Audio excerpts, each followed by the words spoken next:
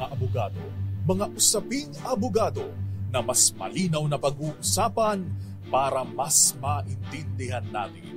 Kumpanyera ng Bayan, si Attorney Rina Seco at ang Panyera ng Bayan, si Attorney Cam, Cheryl Adami Molina.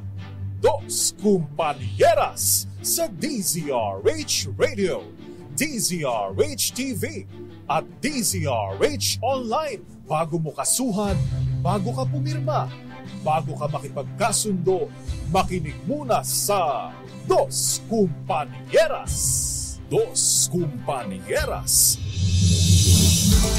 Naimbag nga rabai, kada kayo amin. Magandang gabi po, Luzon, Visayas, and Mindanao. Welcome po sa programang Dos Kumpanieras. Kami na po ang nakakasama ninyo, Attorney Cam, Cheryl Adami Molina. At ako po, Attorney Rina Seco. Tuloy-tuloy sa pagbabalita. Tuloy-tuloy sa serbisyo. Sama-sama tayo, Pilipino. Magandang gabi sa iyo, Panyera. Magandang gabi sa iyo, Attorney Cam. Nakatanggap ka na ba ng 13-month pay? Wala pa. Bibigyan mo ba ako? Ay, kami nakatanggap na kami. Ay, asaya naman. Yes. First week yung mga pa lang. nauuna, konti lang. Yung mga nahuhuli, hindi malaki. Wish ko lang. At saka yung mga nauuna, madaling maubos yung 13-month pay. Unless yung mga medyo nahuhuli, before 24, 25, ano pa yan, Panyera, tawag dito, marami-rami pang ipon. Meron pang New Year. Pero wag pong ubos-ubos biyaya, ha? Bukas ubos na biyaya, bukas wala, no? So, pag sinupin, no? Lalo na yung mga bata dyan. Alam mo, Attorney ka, magsisermon na ako, ha? Bakit? Permission to make sermon. Go. You know why? Kasi may mga bata na binibigyan ng allowance kung saan-saan kung saan ginagastos. Gastusin niyo po sa intended na purpose. Kaya kung bakit ito ibinigay sa inyo. Huwag niyong ginagamit pang date. Pag sinabi ng nanay, tatay, pambili mo yun ng requirements sa school, huwag mong gagamitin sa pang date, pang libre ng kape. No, pasosyal, samantalang si nanay at tatay naka 3-in-1. Ikaw, bumibili ng kape, tag 300 pesos, isang order. Mahal. Diba? Konting naman, konsiderasyon sa magulang. At syempre, paalala po sa ating mga employers, huwag kakalimutan na ating mga rank and file dapat makareceive po sa private sector ng kanilang 13-month pay on or before the 24th. Yes, importante po yan, iminamandato ng batas at maari po kayo magreklamo kung after the 24th or on the 24th wala pa rin kayo natatanggap. Pwede po ninyong ireklamo sa DOLE. And by the way, Attorney Cam, since bukas, December 8, 2023, is a special non-working holiday, no? Yung mga papasok po ay entitled sa additional na 30% sa kanilang pay, no? Pero kung kayo po ay hindi papasok bukas, it's no work, no pay. So, pasensyahan tayo. Ayan. At saka, dun sa mga papasok po, yan, yung mga papasok po, syempre, tawag dito, huwag niyong kakalimutan, meron kaming yung Yes the Best ay anniversary. Congratulations. 25th. Oh! Medyo mas matanda pa rin ang DZRH, syempre. Oo naman, 85th na tayo. Mag-85th tayo next year. Yes. Dapat nandiyan pa rin kayo, ha? Mga kababayan natin at talagang sumusuporta sa atin.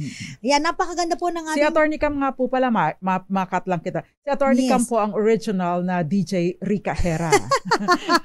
Oo nga eh. Baka sabihin nila, sino yun? Rica Hera po, Yes the Best. Tsaka Love Radio. Galing dahil naman si Love Radio eh. Yes, dahil si Attorney Cam po ay DJ muna bago naging abogado at bago naging host ng Dos Kumpanieras. Yes. Naku, napakaganda po ng ating topic ngayon dahil ito po ay may kinalaman po doon sa mga kababayan natin na mga informal settlers. Kung saan, ano ba yung mga maaari pong tamang pagpapaalis sa kanila. Kasi may mga iba, yung mga karapatan nila. Kasi may mga iba po na pag nagpaalis na lang, yung mga demolition team, grabe, di ba? Ihaharas, dadalhan ng armed men. Ayan. Ang lalaki ng mga bitbit. Kwento ng violence. Yan. Pero ang pinaka-topic po kasi natin, kung pwede bang magmay-ari yung mga informal settlers, kung sila po ay mahigit 10 taon nang nakatira sa isang lupain na hindi nila pag-aari. May mga iba kasi dyan, Panyera, may mga tinatawag tayong professional. Oo, mga professional squatters. Na mga informal settlers. Ibig sabihin nito, Attorney Cam, itong mga professional squatters, nakakuha na ng benepisyo sa gobyerno, Yes. ibibenta, tapos lilipat ulit sa iba, mag-i-squat ulit sa iba. Pagkatapos gano'n naman mag-a-avail ng benepisyo mula sa gobyerno. No? At kung kayo po yung nakikinig, no, kung kayo po ay baka interesado, baka pasok po kayo dito sa sinasabi ni Panyera na mga benepisyo na binibigay po ng mga gobyerno para sa ating mga kababayan. Meron kasi tayong tinatawag na community mortgage program, no? Na pagkakataon po para sa ating mga informal settlers. Ibig sabihin yung mga talagang wala po itong pagmamay-aring bahay at lupa, ano? Baka magkaroon po kayo ng tsansa, no? Sa pamamagitan ng ating talakayan ngayon, mahanap ninyo yung pwede na ninyong i-avail itong ganitong benepisyo dito sa community mortgage program. Yes. So sa katanungan po, no, yung mga nakikinig sa atin na mga informal settlers, kung kayo po ay pwedeng magmay-ari ng lupain na mahigit 10 taon na po kayo nakatira pero hindi nyo po pag-aari. The answer is no po. Hindi pa rin po. Ayan. Kasi binabanggit po namin, no, nagtatalakay kami before ng mga properties. At syempre, tinatalakay namin prescription. Yan. So meron tayong tinatawag na prescription, yung mode of acquiring ownership para ka makakuha ng ari-arian. Na acquisitive prescription. Yes. Meron tayong extraordinary tsaka yung ordinary prescription. Oo. Yun yung mga 10 at saka 20 lang. 20, or 30 kapag yung mga not in good faith. Yes. Pero ito po yung mga ito po yung nag-a-apply kung untitled or totally unregistered ang property. And you have been in possession of the property in the concept of an owner. No? Kapag ganyan, ini-squatan yung property, may titled, pabor sa iba, ay wala po kayong tsansa. Maliban na lamang if you can avail of the community mortgage program ng gobyerno. So kung may-ari po ng lupain, kahit anong tagal nyo po dyan, mapapaalis pa rin po kayo. Mapapaalis. Kaya yung mga kababayan natin dyan, lalo na eto si Ma'am Magdalena Martin, sabi niya, always listening and watching here in Gagalangin Tondo. Sabi niya ganun, ito po ay related sa aming sa aming problema ngayon. Sana po yung makatulong sa inyo ang episode na ito. At syempre pinag-uusapan din natin dahil nasabihan na natin, no, yung mga may-ari ng property. Ano din yung mga karapatan nila at saka yung obligasyon. Oo, dahil hindi ka pa pwedeng pupunta doon, magbabarge sa lugar. Oy, akin ito, lumayas ka. Tapos dadala ka ng mga guns and guns. Hindi ka pwedeng gano'n. At saka, may prosesong sinusunod at kung sakasakali kayo informal settler, pwede nyo bang igiit? Halimbawa, na-trap kayo sa likuran. No? Pwede nyo bang igiit doon sa may-ari ng property na nasa harapan na bigyan kayo ng daan or yung tinatawag natin na right of way. Yung right of way na yan, minsan, no, ang dami-daming gustong gumamit niya pero hindi nila naintindihan yung konsepto ng right of way. Ayan, sa mga may-ari po ng ng property, halimbawa, kayo po ay syempre yung mga nagtatrabaho sa Manila tapos nakakabili ng mga lupain sa mga probinsya, nakakapagpatitulo, tapos pagbalik nila doon, pagsilip nila may mga informal settlers na at syempre nagdademand minsan si professional informal settlers na hanapan mo kami ng relocation kaya bigyan mo kami ng compensation. Yes. O sino nga ba ang maaaring mag-demand ng compensation at kanino dapat ito dinidemand? Kung ikaw ang may-ari ng property na inoccupy ng ilang mga residente na wala mong permiso, ibig sabihin nag-squat sa property mo, obligado ka ba para mapaalis sila na bigyan sila ng compensation or damages o bayaran ang halimbawa nag-put up sila ng structure doon sa property mo? Are you obliged? Is it your responsibility na magbayaran yung kanilang naggasto sa ipinatayo?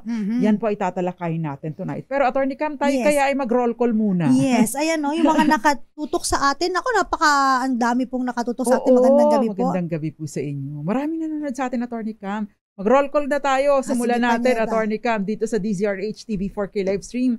Dahil si Esther Delmiquez, ganyan din sa Herminio Villaluz, Aunt May at saka si Gael Enriquez at si Elmer Laos ay nanunood na sa atin. Gayun din, si Marian. Yan, magandang gabi po sa inyo. Si Diwani Gudaka, magandang gabi rin po, mga nanonood sa atin.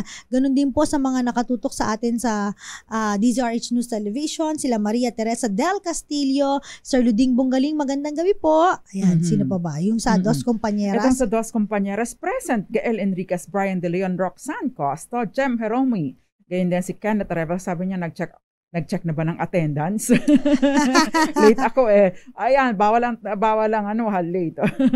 Magandang gabi sa Kenneth Arevalo, Eduardo Narvaez, Tita Ami Miraflor Garcia Moonbeats, Ma'am Magdalena Martin, and of course Rome Asuncion, and maraming iba pa nanonood din sa atin. Yung iba pang nakakatuwa naman, sabi niya, yung late, sasayaw. Parang sa eskwelahan lang, no? May fine sa amin, yung late. Eto, magandang gabi rin po sa mga nanonood sa atin sa Sky Cable Channel 129, sa Signal Channel 18, Destiny Cable Channel 129, Cable Link Channel 3, Bicol CATV System, TVZ Cable Network, JP Cable TV, Madera Cable TV, at sa mga syempre nakikinig sa atin sa radyo sa Talapitang 666. So magandang gabi po sa inyo. Good morning, good afternoon, good evening, and good night. Ayan, at syempre sa mga nanonood po sa atin sa social media, kung gusto niyo po kaming makita, naka-Facebook Live po kami. Type nyo lamang po sa Facebook DZRH News, o kaya po DZRH News Television or DZRH Dos Compañeras. At yung nag-face reveal request, pwede po ninyong hanapin yung Facebook page ko. Yan. Doon po ako. At syempre si Moyong Montes nanonood din sa atin. At si Attorney Cam po, meron siyang TikTok. Oo, ayan. Baka gusto niyo rin pong silipin. Million na po ang followers ni Attorney Cam. DZRH TV 4K live stream. Magandang gabi po. Yung mga gusto manood sa YouTube, nandyan po. Live na rin po. Live po kami. Ayan. Sa mga may katanungan po ng mga kababayan natin or may experience po, no? Dito po sa topic natin about sa ating mga informal settlers. Ano ba ang kanilang karapatan? Ano ang obligasyon ng mga local government units for the relocation? At syempre, yung sa mga private owners, paano rin nila mapapaalis ng tama yung ating mga kababayan na nag-squat doon sa kanilang property. So, yan. Ayan, magbabalik po ang Dos Compañeras sa ilan po munang mga paalala. Si Ma'am Grace Recta, wag daw siyang kalimutan dahil always present, of course. Siyempre. Pag merong perfect attendance, yan, si Nagael, si Ma'am Grace, Kenneth, ayan. Saka nanonood sa atin, Jovelina Aquino Salvador Pascua, napakahaba ng pangalan mo. Pero ikaw ang binabati niya. So magandang gabi po sa inyo. Yes. Kasama pa rin po ang mga panyera ng bayan, Attorney Cam, Cherry Ladami Molina. At ako po, Attorney Rina Seco. At kami po ang Dos Compañeras. Dos Compañeras.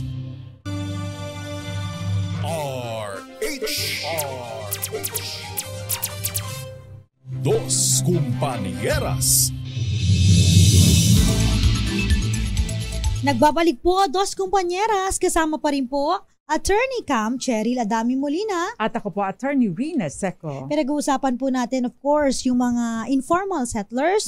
Ano ba ang kanilang mga karapatan? Ano ba ang obligasyon ng mga local government units? At ganoon din po, yung mga karapatan din po ng mga private owners. Yes, and even the government. Attorney Cam. Na bigla na lamang na nagulat na meron ng nakatira doon sa kanilang lupain. For your information lang po, yun pong dati isang krimen ang pag-squat. Yes. Squatting ay isa pong krimen noong araw.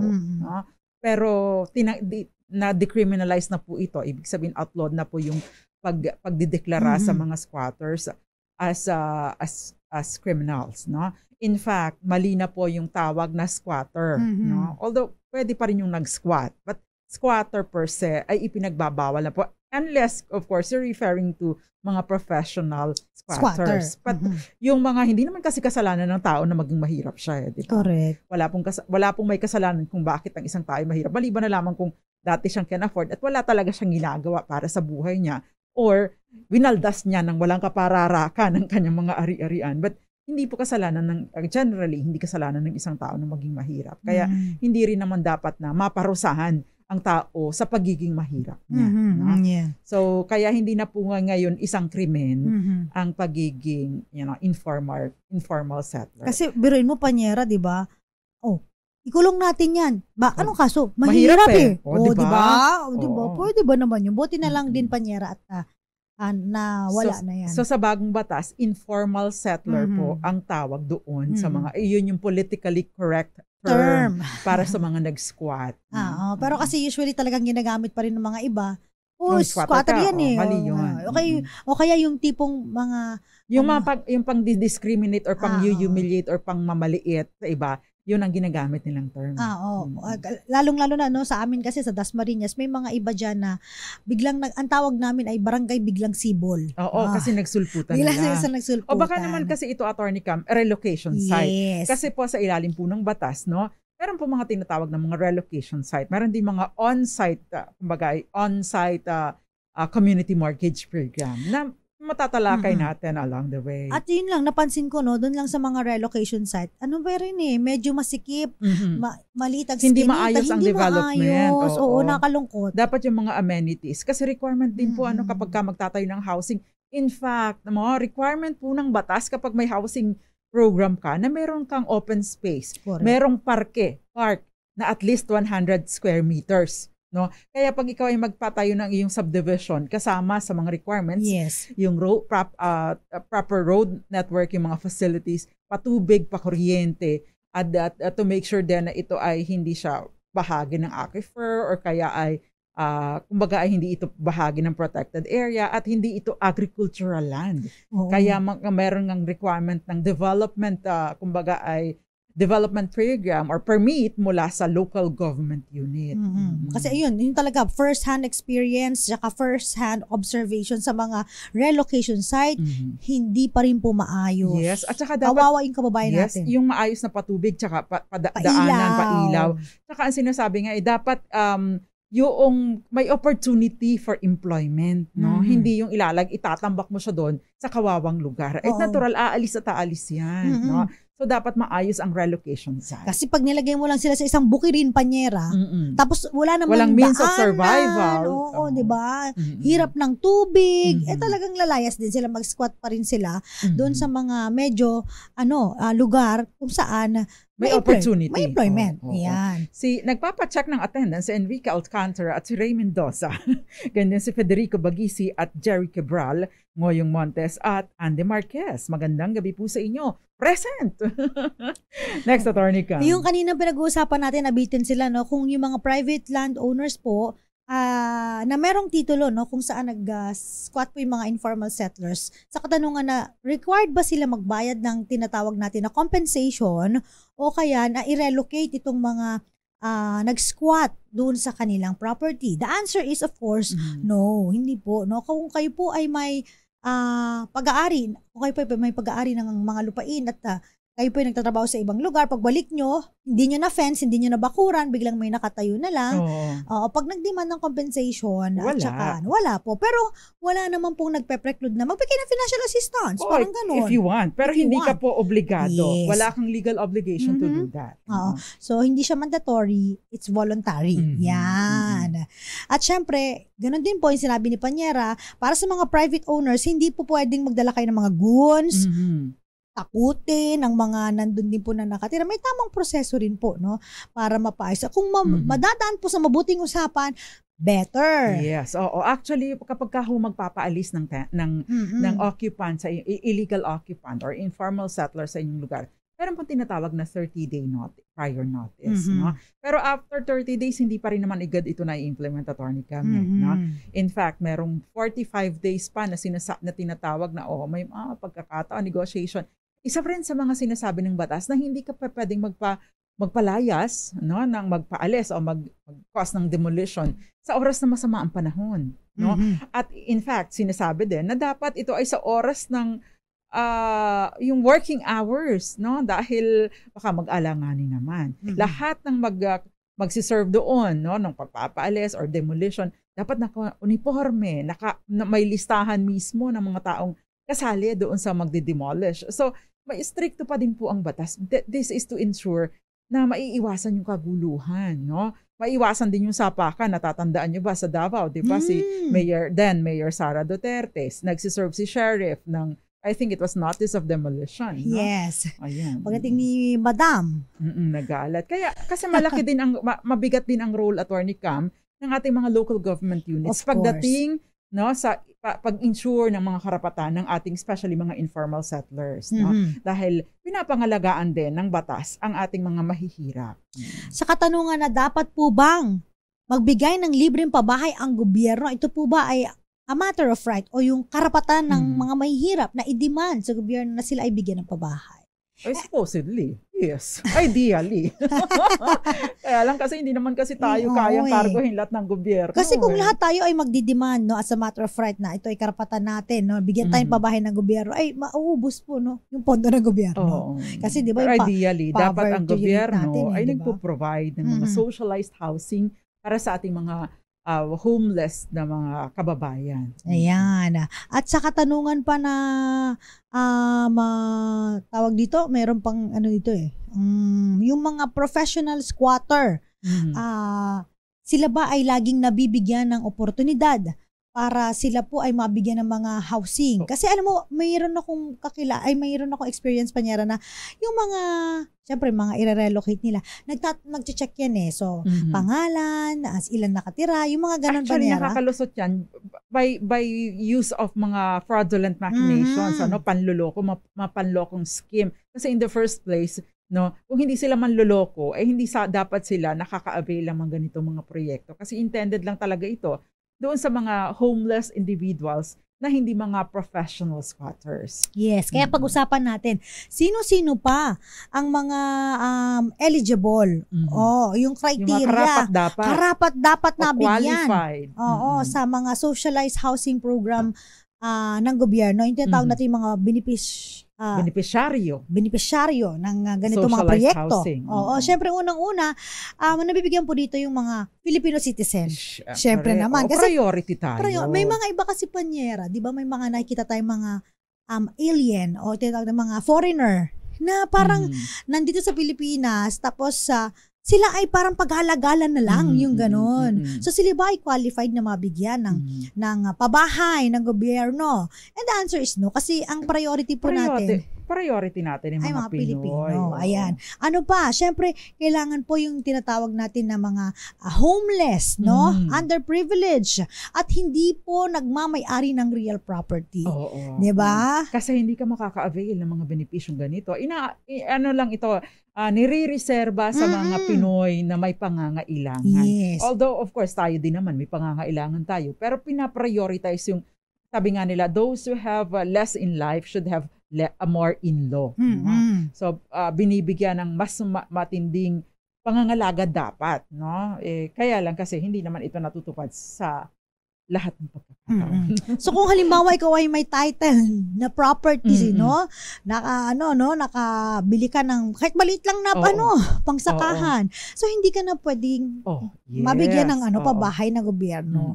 Ayan. Saka sa question na ano po ba ito, yung mga beneficiaryo ng mga housing program? Libre ba ito? The answer is no.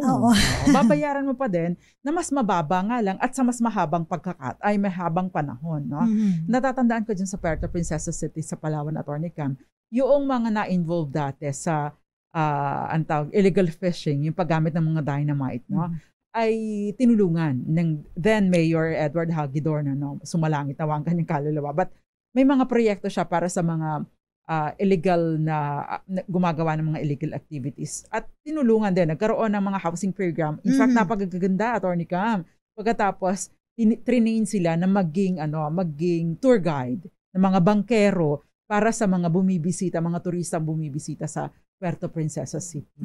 Sana ma-duplicate ito sa mga ibang mga ng mga ibang mga local government units. Yes.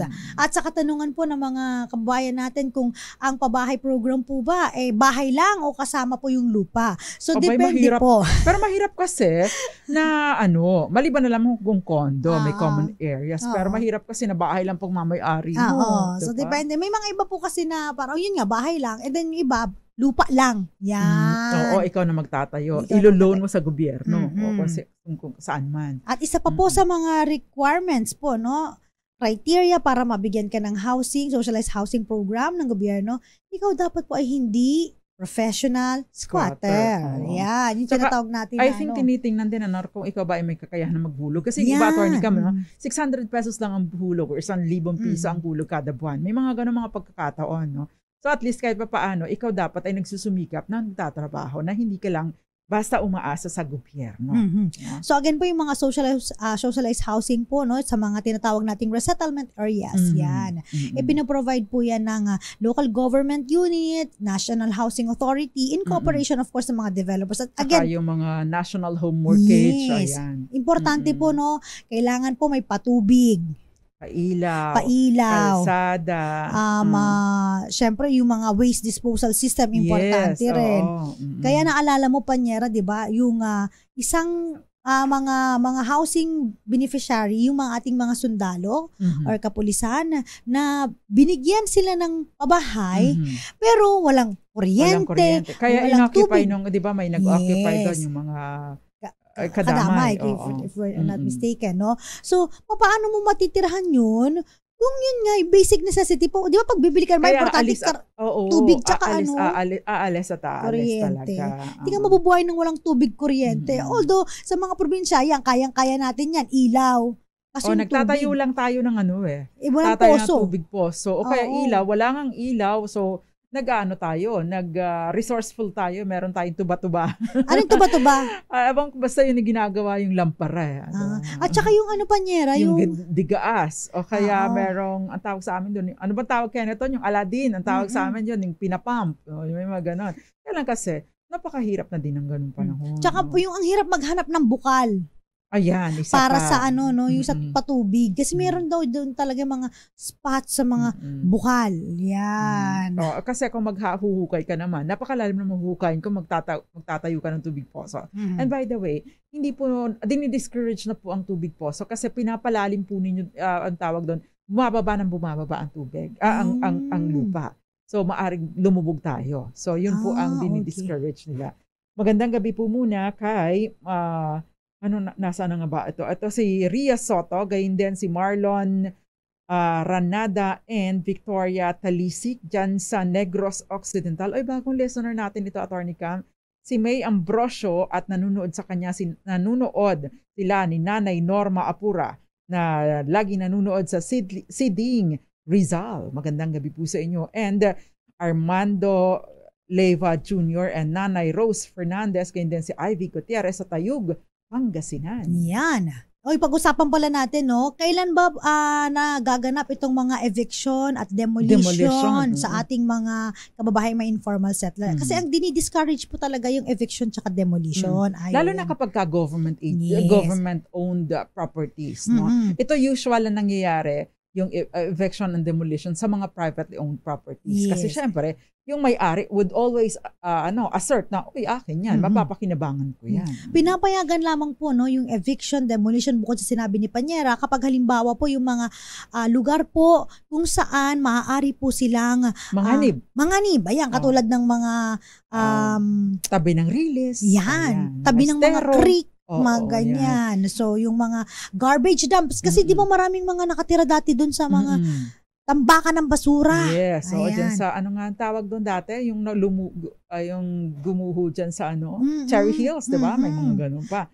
Tapos mga shorelines, syempre, hindi ka basta-basta dapat. O riverbanks, yan. Yes. Tsaka waterways. At tsaka yung may mga public places na sidewalks, road, and parks and playground. So, yun po, no? Kasama po yun sa mga tinitignan. Kapag nandun po kayo sa mga lugar na yan, malaki po ang chance na magkaroon po ng eviction or demolition. Para po sa inyo yan. Yes, to ensure yung safety ninyo. No? Lalo na kapag diba, Attorney Cam, kapag kayo nasa fault line, kapag naglindol, ay delikado buhay nyo. Diba? Kasama rin syempre, Panyera, magkakaroon ng eviction or demolition kapag may mga projects, mga infrastructure projects. Kaya nga, kahit kayo ang may-ari ng property, maaari pa rin maapektuhan ng property ninyo kapag nagkaroon ng road widening. Diba? O kaya meron ng court order. Yun ang sinasabi ni Panyera na dun sa mga private owners nag-file ng eviction.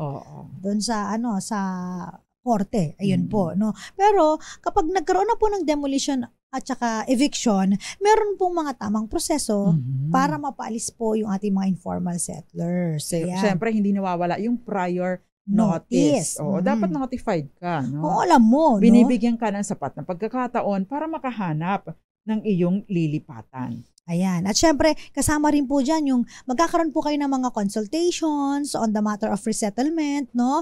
At meron pong mga tinatawag na representative ng mga pamilya, ayan, kung saan ba sila i-relocate. Pero tandaan po ninyo, maaari lang po kayong mag-suggest kung saan nyo gusto mag-relocate, pero hindi po ito final. Kasi po, ang mangyayari po niya na ang local government unit or yung national authority po ang mag-decide, no, kung saan pa rin po kayo i-relocate. So, hindi po pwedeng sabihin nyo, gusto ko pong mag-relocate sa Makati. Gusto ko pong mag-relocate sa Taguig. Yung mga malapit sa mga magagandang mga places, BGC, mga ganyan. So, hindi po pwede yon. So, again po, magkakaroon lang po ng consultation pero wala pong final. So, kung ano po yung request nyo, hindi po, it doesn't necessarily mean, papayagan po kayo. Ayan. Ayan, pasensya na ha. May nanggugulo sa telepono. Siyempre, meron din po tayong dapat kapag nagkaroon ng eviction tsaka demolition, Panyera, presensya ng mga local government officials. Yes, importante yun, Attorney Cam, para ma-observe yung tamang proseso. Tsaka bilang andun yung mga public officials kasi, yung mga kababayan natin, igagalang pa rin siyempre yung yung ating mga yung mga representative natin. At syempre, kung meron silang mga concerns, pwedeng dumirekta sa kanila. Ayan, syempre kailangan din po ng proper identification ng mga magde-demolish. So, yes, mga kaya naka-ID. dapat may listahan, Attorney Cam, no, kung sino. Kasi yung iba naman, may mga masasamang loob na pupunta doon, makikinakaw lang pala. Totoo yan. Diba? Maraming ganyan. Kaya nga kapag may sunog din, diba, dapat identify din. Bakit? Ang daming kunyari, miyembro ng pamatay sunog, yung pala makikinakaw. Kagaya na lang nung nagnakaw dito sa Manila Broadcasting Company, nung nasunugan kami, diba? Intact ang lagayan ng Rolex, ang box, pero ang Rolex nawala na. Totoo yan. Hindi nasunog ang opisina, pero may mga natangay na mga mamahaling importanteng iniwan ang gamit. box. Grabe talaga yun. Iniwan ang box. Tinangay ang laman. Parang may nag-shopping talaga dito noon. Meron talaga. At syempre, kailangan din po, pag mag-execute po ng eviction or demolition, Monday to Friday po, under good weather condition. Oo, yan ang sinasabi natin. Hindi rin pwedeng nagde-demolish kapag kagabi. Oo, tsaka yung pag umuulan, di ba? Kasi paano sisilong? Unless, of course, merong pumayag, no? Pumayag yung mga magiging subject ng demolition. O kaya wala namang papayag kapag kaganyan, Attorney Cam. Sarap ng tulog mo, no? Madaling araw, kumakatakilo po. Ano yun? Magde-demolish po kami, ha? Mabuti sana kung kumatok pa, Attorney Cam. Paano kung pinagtatagpas na lang na. Yung mga, diba? So, yun. So, hindi po pwede yun, ha? At dinidiscourage lang din po ang paggamit ng mga heavy equipment. Correct. Unless, of course, merong, kumbaga, mga concrete yung nakatayo doon. Siyempre, andun din po, di ba, pag may demolition, makikita nyo may mga kapulisan para sa peace and order. So, andun po ang mga kapulisan natin, di ba, na naka-uniform dapat. Ayan, para mabakita na kailangan mayapa pa rin po yung ating demolition versus informal settlers. Minsan dyan nagkakagulo, Panyera, no? Yung mga kapulisan, sila yung parang, teka lang, walang away, walang gulo, ha? Ganyan. Ano pa ba? Of course, yung adequate relocation, importante din po yan. Ayan. Pag ang relocation po ay pag local government unit, Panyera, di ba? And yung National Housing Authority, meron pong assistance na binibigay. Yes. At ito ay kapag walang relocation site, no? So bibigyan po kayo ng equivalent to 60 days ng daily minimum wage. So magkano ba ang daily minimum Kunyari, wage? 450. 610 pesos dito sa Manila. Pero pag probinsya, mga 520, ganyan. Depende kasi sa lugar So ang pinaka-feasible ay yung nandito, yung 610 na times 60. Yun. So yun po ang mangyayaring computation 36,600. Maliit yun, no? Pero malaking tulong. Opo, ayan. Ayan, sa mga gusto pa pong mag-message sa amin, ayan message lang po kayo sa ating programa, ayan, tsaka sa ating social media accounts. Again, kami po ay live po sa DZRH News, DZRH News Television at DZRH Dos Compañeras Facebook page. Merong question dito, Attorney Cam, no? Kung paano daw ba, kung halimbawa, paano daw po magpaalis nung nag-squat sa property? Ayaw pong umalis nagmamatigas si EJ Payomo. Okay. Depende po kung gaano nakatagal. I would assume ito ay private property, Attorney Cam, inoccupy ng iba, no? So depende po kung gaano nakatagal, no, na dapat sila umalis diyan. Kung halimbawa po ay wala pang 1 taon, depende po sa manner ng pagpasok nila. Kung ito po ay legal muna noong pagpasok nila nung una, halimbawa, pinaparenta ninyo, tapos natapos na yung kontrata ninyo, ayaw pa rin umalis, yun po ay unlawful detainer. Basta pasok pa po doon sa 1-year period, 1-year period. Now, kung halimbawa po ito ay bigla na lang pumasok, no, walang pahintulot ninyo, illegal ang pagpasok, ito po ay tinatawag na forcible entry. Basta within 1 year, maisampa ninyo yung kaso.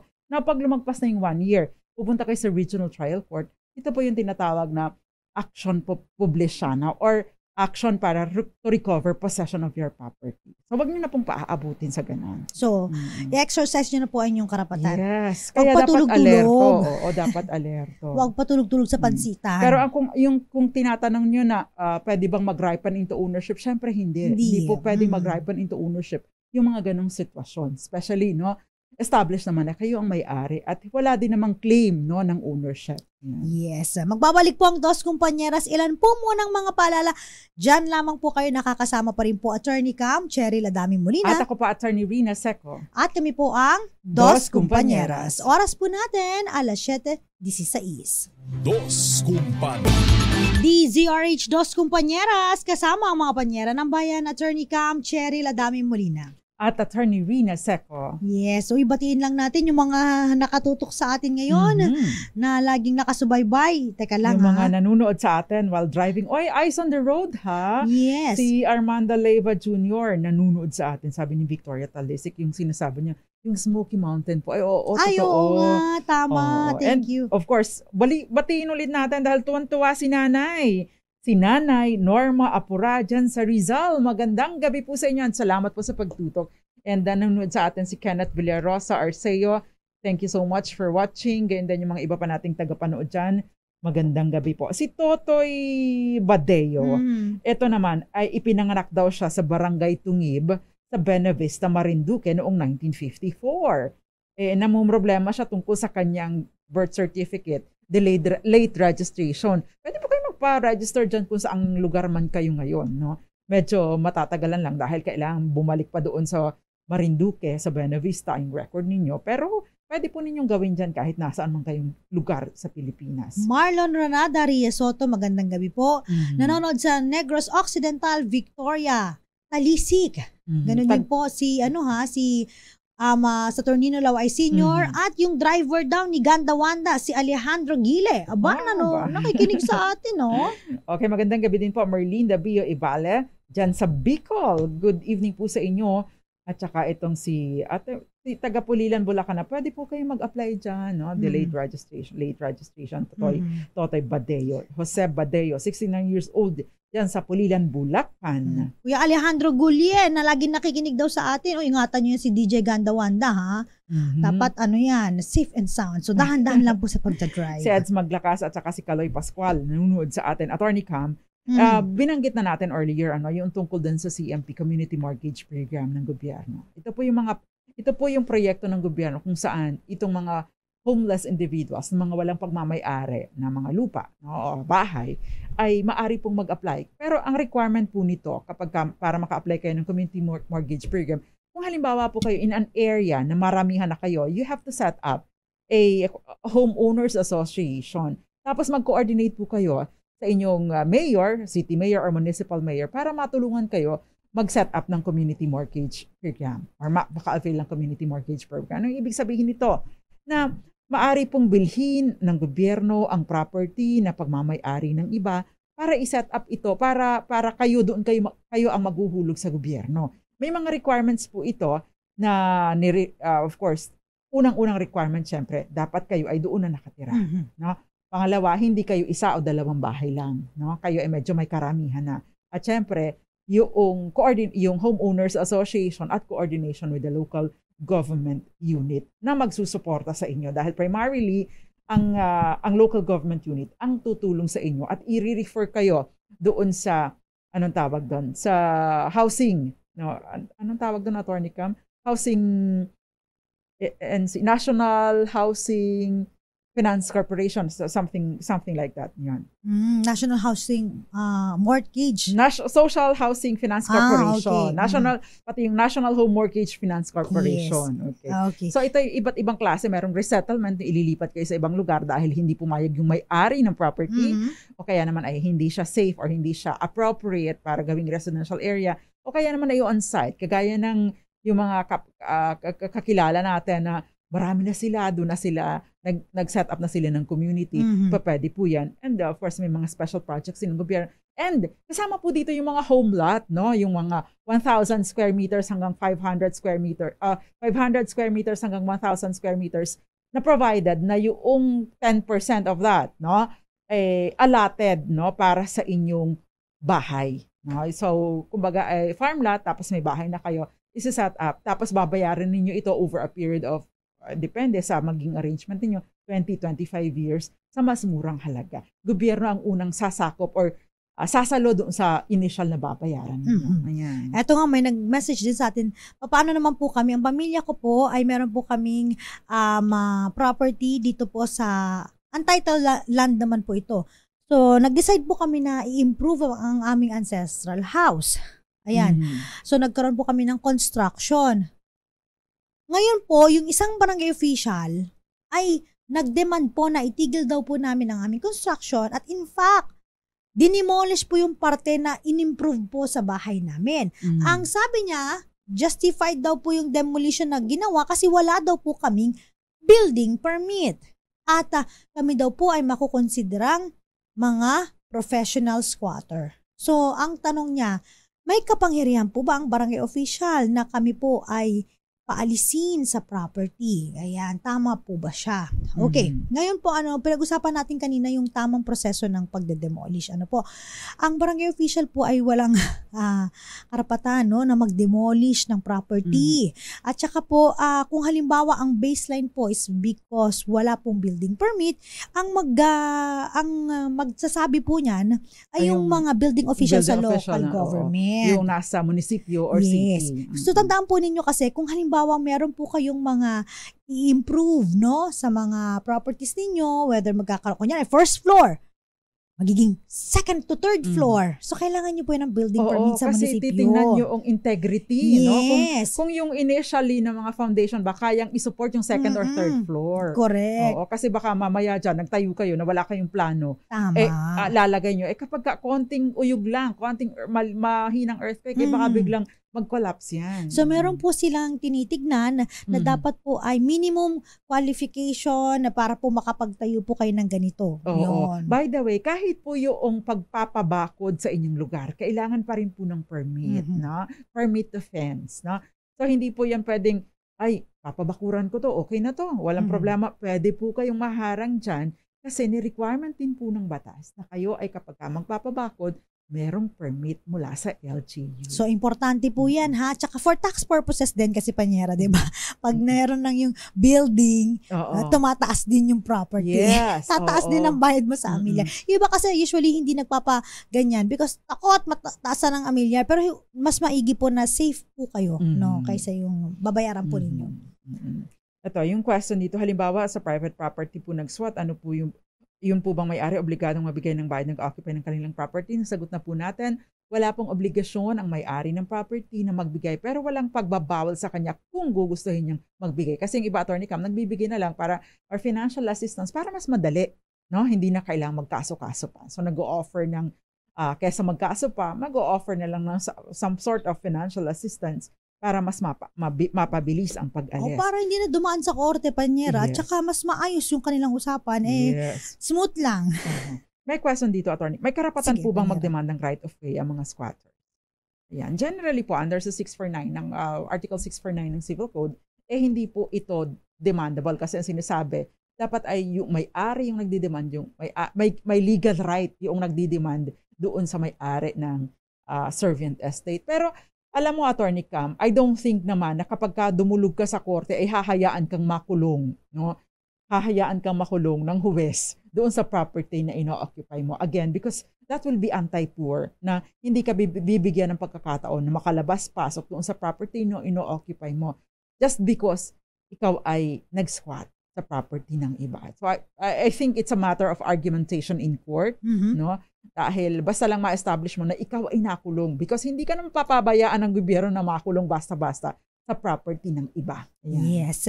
Si May Ambrosio sabi niya, salamat po sa pagbati. Tuwan-tuwa po ang nanay ko sa pagbati ninyo. Si Victoria Talisik, Armando Jr. Live, sabi niya, nanonood po ako sa FB Live habang yung pag sa stereo naman daw po, nandun sa may sasakyan, nakikinig po. Maraming salamat. Nanonood din sa atin ng mga taga General Santos City via